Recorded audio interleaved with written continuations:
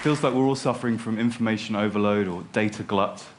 And the good news is there might be an easy solution to that, and that's using our eyes more. So visualizing information so that we can see the patterns and connections that matter, and then designing that information so it makes more sense, or it tells a story, or allows us to focus only on the information that's important. Failing that, visualized information can just look really cool.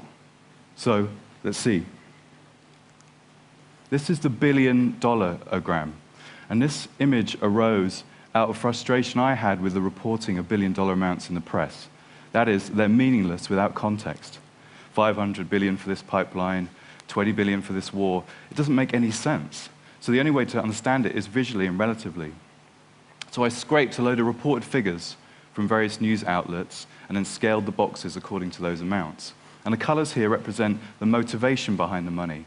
So purple is fighting, and red is giving money away, and green is profiteering.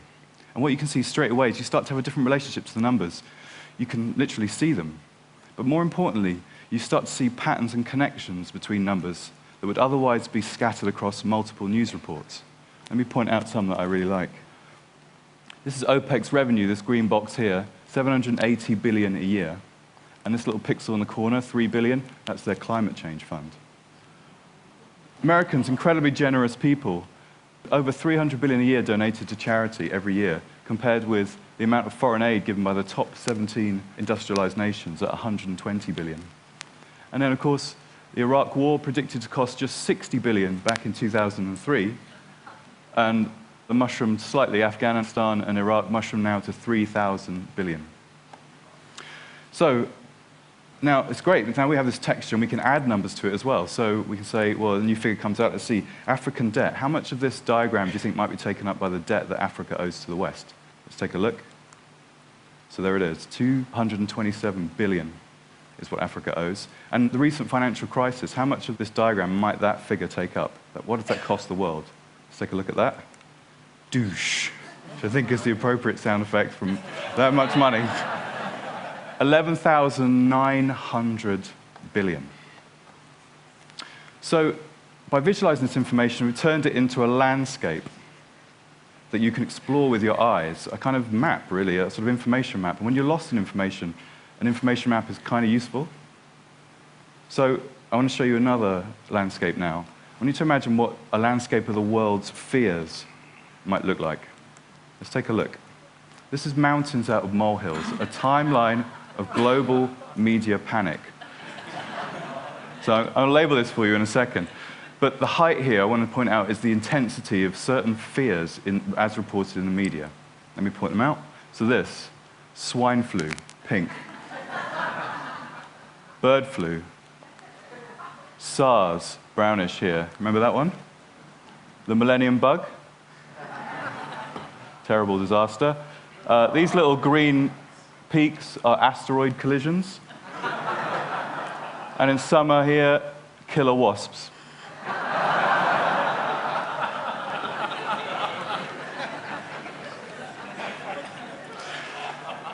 So these are what our fears look like over time in the media. But what I love, and I'm a journalist, and what I love is finding hidden patterns. I love being a data detective, and there's a very interesting and odd pattern hidden in this data that you can only see when you visualize it. Let me highlight it for you. See this line? This is a landscape for violent video games. As you can see, there's a kind of odd, regular pattern in the data, twin peaks every year. If we look closer, we see those peaks occur at the same month every year. Why? Well, November, Christmas video games come out, and there may well be an upsurge in concern about their content. But April isn't a particularly massive month for video games. Why April? Well, in April 1999 was the Columbine shooting.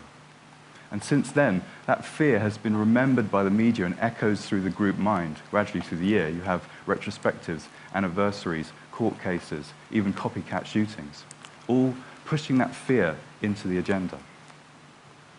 And there's another pattern here as well. Can you spot it? See that gap there? There's a gap, and it affects all the other stories. Why is there a gap there? You see where it starts? September 2001, when we had something very real to be scared about. So I've been working as a data journalist for about a year, and I keep hearing a phrase, all the time, which is this: data is the new oil. Now, data is a kind of ubiquitous resource that we can shape to provide new innovations and new insights, and it's all around us and it can be mined very easily. And it's not a particularly great metaphor in these times, especially if you live around the Gulf of Mexico, but I would perhaps adapt this metaphor slightly, and I would say that data is the new soil. Because for me, it feels like a fertile, creative medium. Over the years, online, we've laid down a huge amount of information and data, and we irrigated it with networks and connectivity, and it's been worked and tilled by unpaid workers and governments. And all right, I'm kind of milking the metaphor a little bit, but it's a really fertile medium. And it feels like visualizations, infographics, data visualizations, they feel like flowers blooming from this medium. But if you look at it directly, it's just a load of numbers and disconnected facts. But if you start working with it and playing with it in a certain way, interesting things can appear and different patterns can be revealed. Let me show you this. Can you guess what this data set is? What rises twice a year, once in Easter, and then 2 weeks before Christmas, has a mini peak every Monday, and then flattens out over the summer? I'll take answers. Chocolate? You might want to get some chocolate in. Any other guesses? Shopping. Yeah, retail therapy might help. Sick leave, yeah, you'll definitely want to take some time off. Shall we see?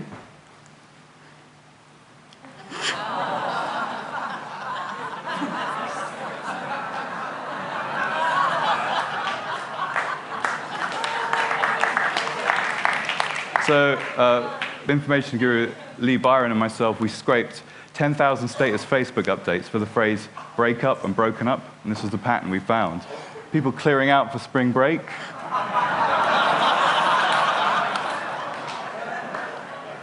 Coming out of very bad weekends on the Monday, being single over the summer, and then the lowest day of the year, of course, Christmas Day. Who would do that?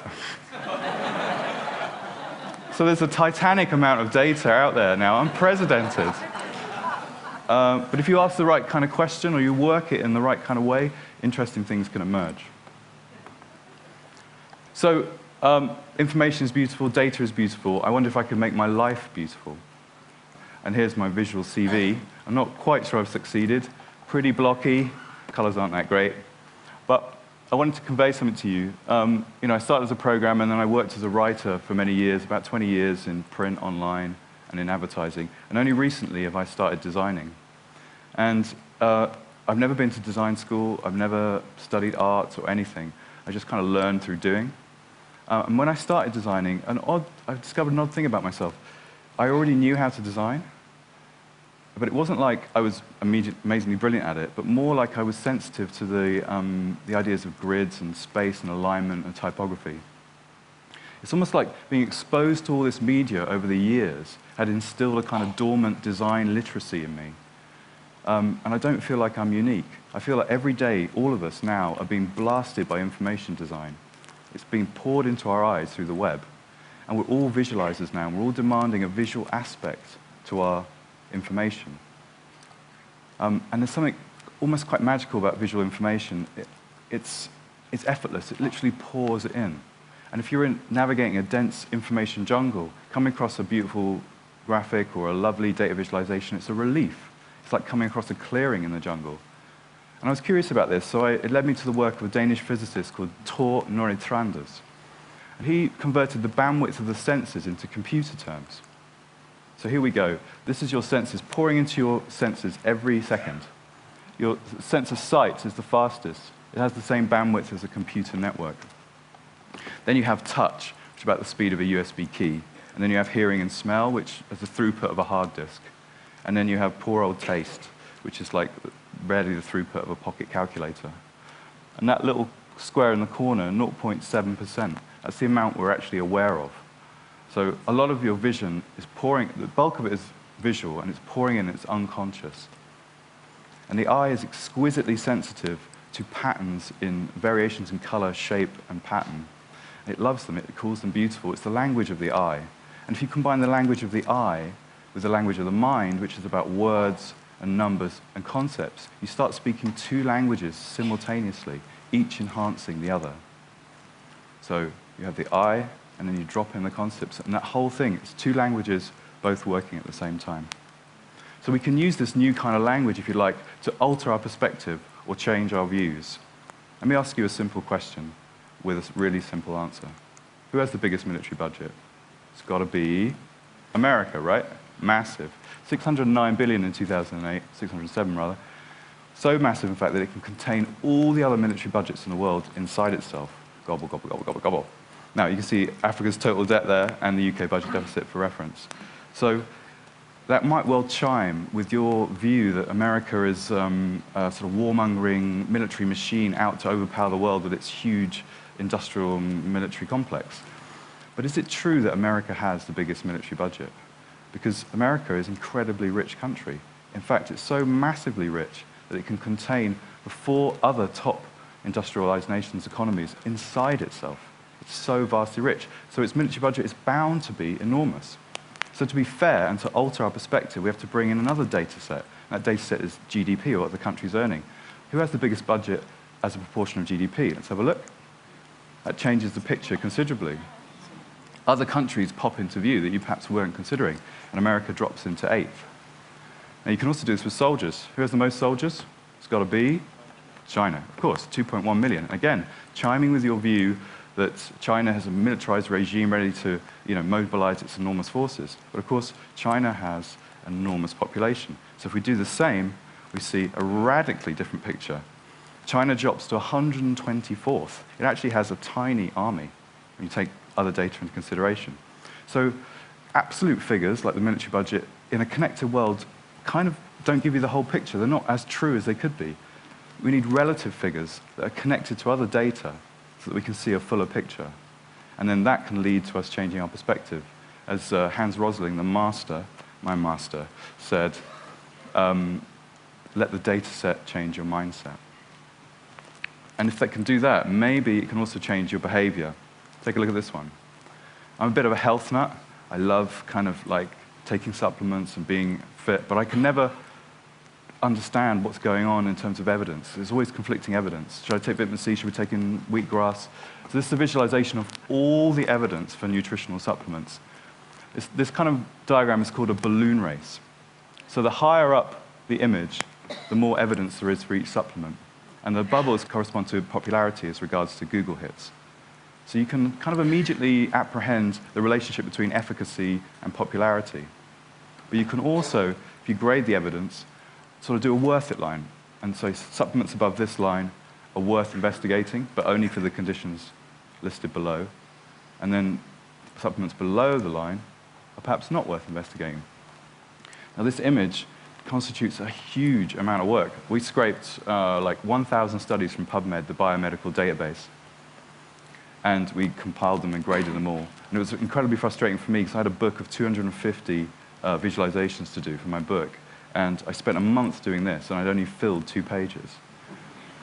But what it points to is that visualizing information like this is a form of knowledge compression. It's a way of squeezing an enormous amount of information and understanding into a small space.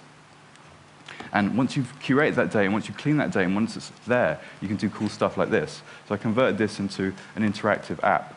So I can now generate this application online, this visualization online, and I can say, yeah, brilliant. So it spawns itself. And then I can say, well, just show me the stuff that affects heart health. So let's filter that out. So heart is filtered out, so I can see if I'm curious about that. I think, no, I don't want to take any synthetics. I just want to see plants and just show me herbs and plants. There we go, all the natural ingredients. Now this app is spawning itself from the data. The data is all stored in a Google Doc, and it's literally generating itself from that data. So the data is now alive. This is a living image. And I can update it in a second. New evidence comes out. I just change a row on a spreadsheet. Douche. Again, the image recreates itself. So it's cool. It's kind of living. But it kind of can go beyond data, and it can go beyond numbers. And I like to apply information visualization to ideas and concepts. This is a visualization of the political spectrum, an attempt for me to try and understand how it works and how the ideas percolate down from government into society and culture into families, into individuals, into their beliefs, and then back round again in a cycle. What I love about this image is it's made up of concepts. It explores our worldviews, and it helps us, or it helps me anyway, to see what others think and to see where they're coming from. And it feels just incredibly cool to do that. And what was most exciting for me designing this was that when I was designing this image, I desperately wanted this side, the left side, to be better than the right side, being a kind of journalist, left-leaning person. But I couldn't, because I would have created a lopsided, biased diagram. So in order to really create a full image, I had to honor the perspectives on the right-hand side, and at the same time kind of uncomfortably recognize how many of those qualities were actually in me, which is very, very annoying and uncomfortable. But not too uncomfortable, because there's something unthreatening about seeing a political perspective versus being told or forced to listen to one. It's actually, you're capable of holding conflicting viewpoints joyously when you can see them. It's even fun to engage with them because it's visual. So that's what's exciting for me, seeing how data can change my perspective and change my mind midstream. Beautiful, lovely data. So, just to wrap up, I wanted to say that it feels to me that design is about solving problems and providing elegant solutions. And information design is about solving information problems. And it feels like we have a lot of information problems in our society at the moment, from the overload and the saturation to the breakdown of trust and reliability and runaway skepticism and lack of transparency, or even just interestingness. I mean, I find information just too interesting. It has a magnetic quality that draws me in. So visualizing information can give us a very quick solution to those kinds of problems. And even when the information is terrible, the visual can be quite beautiful. And often we can get clarity or the answer to a simple question very quickly, like this one.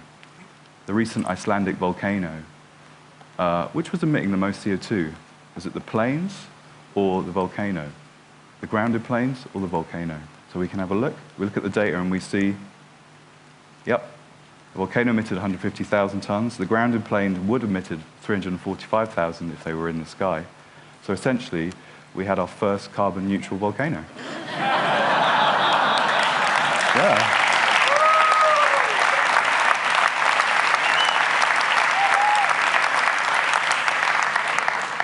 And that is beautiful. Thank you.